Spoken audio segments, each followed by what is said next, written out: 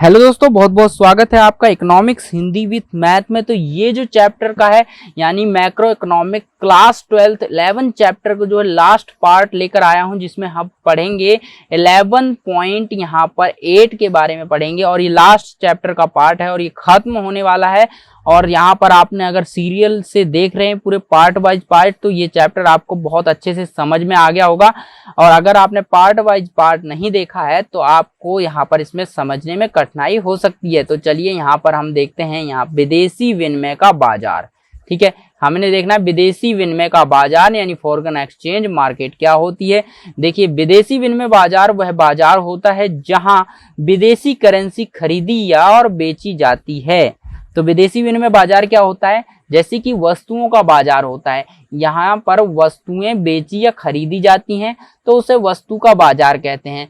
ठीक है, जहां पर कपड़े बेचे या खरीदे जाते हैं तो वो कपड़ों का बाजार हो गया। उसी प्रकार से जहां पर विदेशी विनिमय क्या होता है? विदेशी विनिमय बाजार वह बाजार होता है जहां पर विदेशी करेंसियों को खरीदा या बेचा जाता है, यानी खरीदा और बेचा जाता है, उसे कहा जाता है हम विदेशी विनिमय बाजार। यानी जहां पर करेंसी को खरीदा या बेचा जाता है, विदेशी करेंसियों को खरीदा या बेचा जाता है, उसे हम विदेशी करेंसी यहाँ पर विदेशी विनिमय बाजार कहते हैं। ठीक है, आई होप समझ में आ गया। विदेशी विनिमय बाजार के कार्य क्या होते हैं, इसका काम क्या होता है विदेशी विनिमय बाजार का? सबसे पहले हस्तांतरण कार्य होता है। हस्तांतरण का मतलब होता है भेजना। हस्तांतरण मतलब भेजना, हस्तांतरण मतलब कर दे देना, हस्तांतरण कर देना, एक व्यक्ति से दूसरे व्यक्ति को देना। ठीक है, साख कार्य करना, उधार का कार्य करना। साख मतलब जैसे किसी को पैसे चाहिए, पैसे देना विनिमय के माध्यम से। उसके बाद जोखिम पूर्ण कार्य, जोखिम पूर्णता कार्य होते हैं, जोखिम उठाने वाले कार्य भी होते हैं, क्योंकि यहाँ पर क्या होता है, वो कोई व्यक्ति जो है बहुत डॉलर मतलब खरीद लेते हैं, विदेशी करेंसी को खरीद लेते हैं, बाद में उसकी वैल्यू अगर गिर जाती है तो उन्हें लॉस उठाना पड़ता है, इसीलिए ये कार्य जो है जोखिम पूर्ण कार्य होता है। ठीक है, तो हस्तांतरण का कार्य हो गया। हस्तांतरण में क्या होता है? क्रय शक्ति का हस्तांतरण किया जाता है, जैसे कि विनिमय बिल होते हैं, इनको बदला जाता है।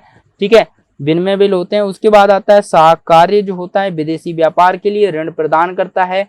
ठीक है, तो यहाँ पर ये क्या है? ये विनिमय बिल होता है। विनिमय बिल के माध्यम से जो है यहाँ पर जो क्या होता है 3 महीने के अंदर ही ये परिपक्व हो जाता है और ये विदेशी विनिमय के लिए ऋण का काम करता है, यानी कर्ज देता है। जोखिम पूर्ण कार्य होता है क्योंकि निर्यातक और आयातक भविष्य में जो है चालू कीमतों और विनिमय दर पर वस्तुओं की क्रय विक्रय यानी क्रय विक्रय पर अनुबंध करते हैं। एक जो व्यापारी होते हैं वो आपस में मिलते हैं तो वो कहते हैं क्रय विक्रय करते हैं, और यहाँ पर जो कहते हैं फिर बाद में अनुबंध बना लेते हैं कि इतने पर हम क्रय विक्रय करेंगे, तो भविष्य में उसमें चेंजेस आ जाएं तो उनको क्या होता है? जोखिमपूर्ण कार्य होता है।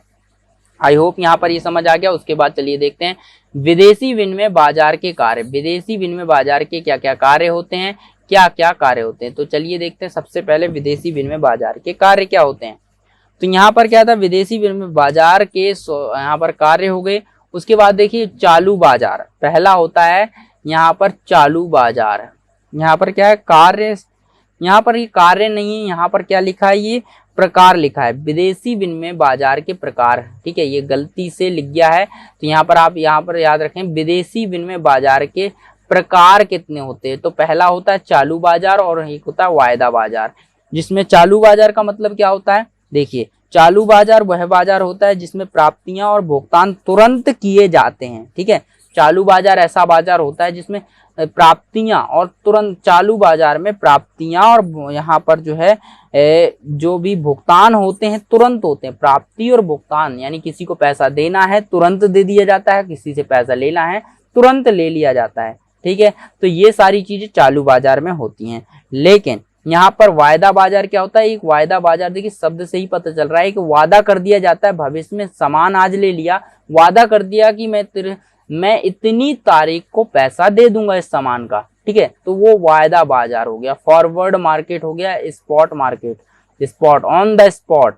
ठीक है, वहीं पर भुगतान मिलेगा, वहीं पर सामान बिकेगा, वहीं पर पैसा मिलेगा।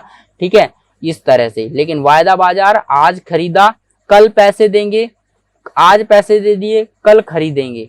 तो इस तरह से कभी भी खरीदेंगे तो एक एग्रीमेंट होता है, उस तरह से यहाँ पर वायदा बाजार के अंतर्गत आता है। तो यहाँ पर आगे देखें, उस बाजार, यहाँ पर मतलब क्या होता है, वह वायदा बाजार से अभिप्राय उस बाजार से होता है जिसमें विदेशी करेंसी का विक्रय और क्रय भविष्य की एक विशिष्ट तारीख पर होने पर आज की सहमति होती है।